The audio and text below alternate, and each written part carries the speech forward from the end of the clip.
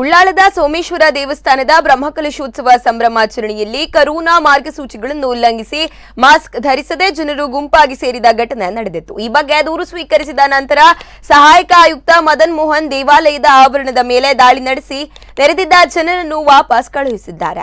ಈ ದೇವಾಲಯವು ಕರೋನಾ ಮಾರ್ಗಸೂಚಿಯನ್ನು ಉಲ್ಲಂಘಿಸಿ ದೇವಸ್ಥಾನಕ್ಕೆ ನೂತನ ರಥ ಮತ್ತು ಹೊರೆಕಾಣಿಕೆ ಮೆರವಣಿಗೆ ನಡೆಸಲಾಗಿತ್ತು. ಈ ಕಾರ್ಯಕ್ರಮದಲ್ಲಿ ಮಾಸ್ಕ್ ಧರಿಸದೆ ಅಂತರ ಕಾಯ್ದುಕೊಳ್ಳದ ಸಾವಿರಾರು ಜನರು ಭಾಗಿಯಾಗಿದ್ದರು.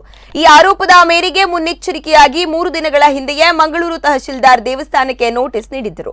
ಅಲ್ಲದೆ ತಹಶೀಲ್ದಾರ್ ಅವರ ದೂರಿನ ಮೇರೆಗೆ ದೇವಸ್ಥಾನ ಆಡಳಿತ ಮಂಡಳಿಯ ವಿರುದ್ಧ ಕೊರೋನಾ ರೋಗ ನಿಯಂತ್ರಣ ಕಾಯ್ದೆಯಡಿ ಪ್ರಕರಣ ದಾಖಲಾಗಿತ್ತು. ದೂರಿನ ಹೊರತಾಗಿಯೂ ದೇವಾಲಯದ ಆಡಳಿತವು ಕಾರ್ಯಕ್ರಮವನ್ನು ಮುಂದುವರೆಸಿದ್ದು ಎಸಿ ಮದನ್ ಮೋಹನ್ ದಾಳಿ ನಡೆಸಿ ಭಕ್ತರನ್ನು ವಾಪಸ್ ಕಳುಹಿಸಿದ್ದಾರೆ.